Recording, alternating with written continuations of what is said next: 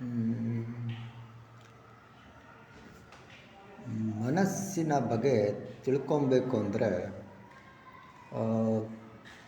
ದೇಹನ ದಂಡಿಸ್ಬೇಕಾಗತ್ತೆ. ಆ, ಇವಾಗ ನೋಡಿ, ಆ, ಕೆಲವರು 5 ಕಿಲೋಮೀಟ್ರ್ ವಾಕಿಂಗ್ ಮಾಡ್ತಾರೆ, ಕೆಲವರು 10 kilometre marathon ಓಡ್ತಾರೆ.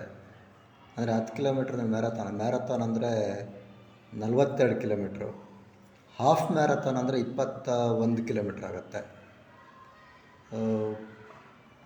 42 kilometre walking jogging ಮಾಡ್ಬೋದು. 42 ಕಿಲೋಮೀಟ್ರಿಗೆ 2.25-3 ಗಂಟೆ, 3 ಗಂಟೆಯಲ್ಲಿ 42 ಕಿಲೋಮೀಟ್ರ್ ಓಡೋರಿದ್ದಾರೆ.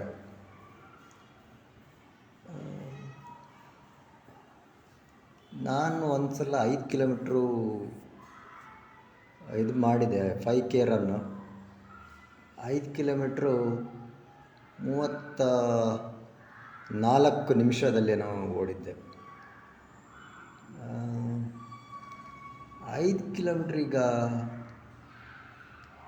ಕಿಲೋಮೀಟ್ರನ್ನ 30 ನಿಮಿಷ ಒಳಗಡೆ ಓಡೋರು ಇದ್ದಾರೆ. ಆದರೆ ನೀವು ರೆಗ್ಯುಲರ್ ಅಭ್ಯಾಸ ಇದ್ದಂಗೆ 5 ಕಿಲೋಮೀಟ್ರಿಗೆ 30 ನಿಮಿಷ, 10 ಕಿಲೋಮೀಟ್ರಿಗೆ 1 ಗಂಟೆ, 20 ಕಿಲೋಮೀಟ್ರಿಗೆ 2 ಗಂಟೆ, 40 ಕಿಲೋಮೀಟ್ರಿಗೆ 4 ಗಂಟೆ, ಆ ಥರ ಡಿಸ್ಟೆನ್ಸ್ ಲಾಂಗ್ ಆದರೆ ಸ್ಪೀಡ್ ಕಡಿಮೆ ಆಗುತ್ತೆ. ಒಂದೇ ಸ್ಪೀಡಲ್ಲಿ ಓಡೋಕ್ಕೆ ಇದು ಮಾಡ್ತಾ ಮಧ್ಯದಲ್ಲಿ ಸ್ವಲ್ಪ ನೀರು ಎಲ್ಲ ಕುಡಿತಾ ಇದು ಮಾಡ್ತಾ ಇರ್ತಾರೆ. ಮ್ಯಾರಥಾನ್ ಓಡಿದವರಿಗೆ ಗೊತ್ತಿರುತ್ತೆ 42 ಕಿಲೋಮೀಟ್ರ್ ಓಡೋದಂದರೆ ಏನು ಹುಡುಗಾಟವ. ನಾನು ಡೈಲಿ ವಾಕಿಂಗ್ ಒಂದು 5 ಕಿಲೋಮೀಟ್ರ್ ವಾಕಿಂಗ್ ಮಾಡ್ತೀನಿ. ಬಾಡಿಗೆ ಲಿಮಿಟ್ ಇಷ್ಟೇ ಅಂತ ಇಲ್ಲ. ನೀವು 5 ಕಿಲೋಮೀಟ್ರ್ ನಡೆಯೋರು ಹಿಂಗೆ ನಡೀತಾ 10 ಕಿಲೋಮೀಟ್ರ್ ನಡೆಯೋರು ಇದ್ದಾರೆ. ಕೆಲವರು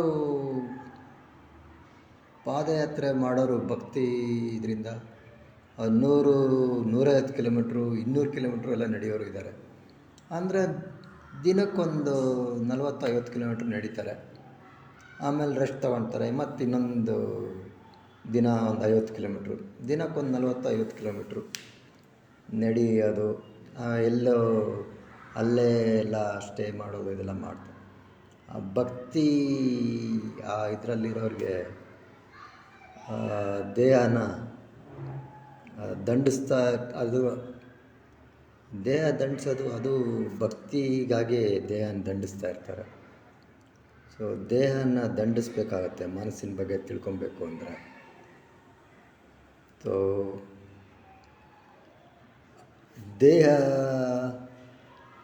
ತಿನ್ನೋದು ಏನು ಇದಂತಿಲ್ಲ, ಡೈಲಿ 2 ಹೊತ್ತು ತಿಂದು ಫುಲ್ಲು ಆ್ಯಕ್ಟಿವ್ ಆಗಿರೋರು ಇದ್ದಾರೆ. ಮೇಯ್ನು ನಿಮ್ಮ ಒಂದು ಲಿಮಿಟನ್ನು ಸ್ವಲ್ಪನೇ ಜಾಸ್ತಿ ಮಾಡಿಕೊಂಡು ಎಷ್ಟಾಗತ್ತೆ ನೋಡಿ. 10 ಕಿಲೋಮೀಟ್ರು ನಡೆಯೋಕ್ಕೆ ಆಗಲ್ಲ ಅನ್ನೋರು ಇದ್ದಾರೆ. ಆದರೆ 10 ಕಿಲೋಮೀಟ್ರು ನಡೆದ್ರೆ ಏನಾದ್ರು ಪ್ರೈಸ್ ಕೊಡ್ತೀವಿ ಅಂದರೆ ನಡೀತಾರೆ. ನಿಮಗೆ ನೀವೇ ಪ್ರೈಸ್ ಕೊಟ್ಕೊಬೇಕು. ನಿಮ್ಮ ಅಚೀವ್ಮೆಂಟ್ಗಳನ್ನು ನೀವು ಸೆಲೆಬ್ರೇಟ್ ಮಾಡಿ.